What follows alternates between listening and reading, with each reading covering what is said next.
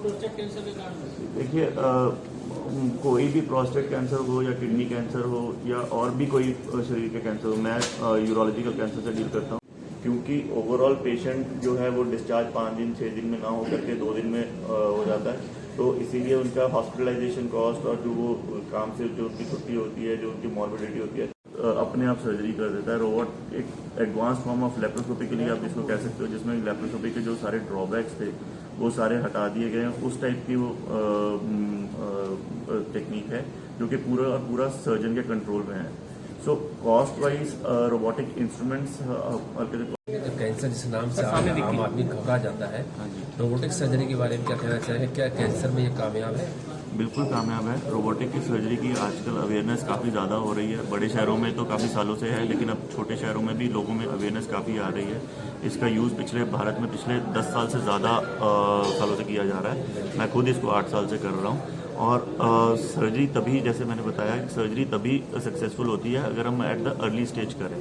सो robotic surgery एक open surgery और laparoscopic surgery के जो दोनों के बेनिफिट्स हैं उसको कंबाइन करता है, और उसके जो ड्रॉबैक्स थे, जैसे कि डिफ़िकल्ट एंगल्स पे ऑपरेट करना या ब्लड लॉस ज़्यादा होना जो ओपन सर्जरी में होता था, जो ज़्यादा दिन हॉस्पिटलाइजेशन होना, वो सारी चीज़ें अब निकल गई हैं। अब पेशेंट्स को हम 24 घंटे से 48 घंटे के अंदर अंदर डिस्चार्ज कर सकते हैं। सेम डे पेशेंट चल सकते हैं, खाना खा सकते हैं, नॉर्मल एक्टिविटी कर सकते हैं अपनी। और प्रिसीजन इतना होता है because of the advancement of the instruments कि हमारे जो ऑन्कोलॉजिकल जो कैंसर रिलेटेड रिजल्ट्स हैं, जैसे कि कैंसर की रिकरेंस होना या कैंसर के मार्जिन वगैरह आना, वो बहुत ज़्यादा improve is it successful in cardiac patient? So cardiac patients के लिए रोबोट एक अलग चीज़ है। सो उसमें भी कुछ केसेस में किया जाता है, बट मेनली यूरोलॉजिकल कैंसर्स जो रोबोट इजाद हुआ था वो मेनली यूरोलॉजिकल कैंसर्स के लिए हुआ था। अब और भी कैंसर्स में यूज़ किया जाता है, बट मेनली जो kidney cancer, prostate cancer, urinary bladder cancer, जैसे यूरिनरी ब्लैडर कैंसर एक मेजर सर्जरी है, उसके लिए आपको पूरा लंबा ऊपर से नीचे तक पेट ओपन करना पड़ता है। उसमें फिर आपको ब्लैडर निकालने के बाद छोटी आंत से आर्टिफिशियल ब्लैडर भी बनाना पड़ता है। तो वो 4-5 घंटे की सर्जरी होती है, और जितनी देर की सर्जरी होगी, जितनी देर आप उसमें रिट्रैक्शन करके वूंड को खुला रखेंगे, उतनी ही वूंड कॉम्प्लिकेशन भी ज़्यादा होगी। रोबोटिक सर्जरी द्वारा ये सब छोटे छोटे 8 mm के छेद से हो जाता है। ये सेफ सर्जरी है? बिल्कुल सेफ सर्जरी है। इकोनॉमिकल कॉस्ट वाइज भी? इकोनॉमिकल हल्का सा इसमें कॉस्ट लेप्रोस्कोपी और ओपन से ज़्यादा लगता है अगर आप सिर्फ सर्जरी की बात करें। अगर आप ओवरऑल बात करें, नंबर ऑफ डेज में क्योंकि कम हो जाते हैं तो हॉस्पिटलाइजेशन की कॉस्ट कम हो जाती है, जो पेशेंट को कॉम्प्लिकेशंस होती हैं वो काफ़ी कम हो जाती है, तो overall cost I think it is worth it. What message would you like to give the patients? So I would like to give the only messages कि पहले तो आप अपनी सेहत का ध्यान रखने के लिए रेगुलर चेकअप और ज़रूर कराएं। जैसे 50 साल से ऊपर जो पेशेंट्स हैं उनमें regular routine health check, ultrasound, और जो मेल पेशेंट्स होते हैं उसमें PSA जो एक ब्लड टेस्ट होता है, प्रोस्टेट स्पेसिफिक एंटीजन, वो कराया जाए।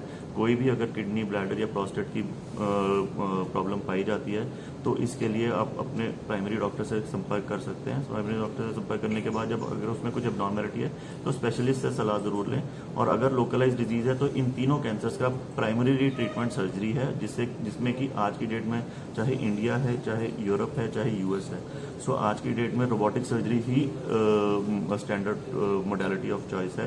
तो इसके लिए हम नेक्स्ट मंथ से यहाँ पे ओपीडीज भी स्टार्ट कर रहे हैं। You mean to say that अगर छोटी सी प्रॉब्लम यूरिन की आती है तो उसको हल्के बना ले? बिल्कुल हल्के बना ले। कई पेशेंट्स ऐसे आते हैं मेरे पास कि जैसे कि उनको कुछ 6 महीने या साल पहले हल्का सा यूरिन में ब्लड आया, तो वो कहते हैं कि हमने कुछ खा लिया या कुछ गर्मी हो गई या कुछ इन्फेक्शन थी उसकी वजह से। एक single episode of blood in urine also can be because of the tumour. तो आप उसका यूरिन रूटीन टेस्ट करा लीजिए, उसमें अगर इन्फेक्शन है तो इन्फेक्शन ट्रीट करके दोबारा टेस्ट कराइए। नहीं है इन्फेक्शन है तो फिर उसका कारण क्या था वो रूल आउट करना। कुछ लोग काफी टाइम तक यूरिन को रोके रहते हैं, सुबह लग रही है रोके हुए हैं काम में। सो वो एक एज के साथ साथ, जैसे प्रोस्टेट इनलार्ज होता है तो उसकी वजह से यूरिनरी प्रॉब्लम्स आती है, फ्रीक्वेंसी, अर्जेंसी।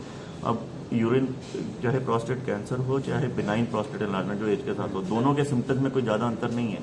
दोनों के सिम्टम्स में यही होते हैं, बार बार यूरिन जाना, बार बार रात को उठना। BPH के जिसके बारे में BPH के, हाँ। सो BPH के जो सिम्टम्स होंगे और जो प्रोस्टेट कैंसर के सिम्टम्स होंगे वो अलग नहीं होंगे, अनलेस कि प्रोस्टेट कैंसर बहुत एडवांस स्टेज पे दूसरे अंगों में फैल गया तो लोकलाइज में सेम होंगे। तो इसके लिए वो PSA जो टेस्ट होता है और फिर बायोप्सी होती है वो डिस्टिंग्विश करती है। Thank you.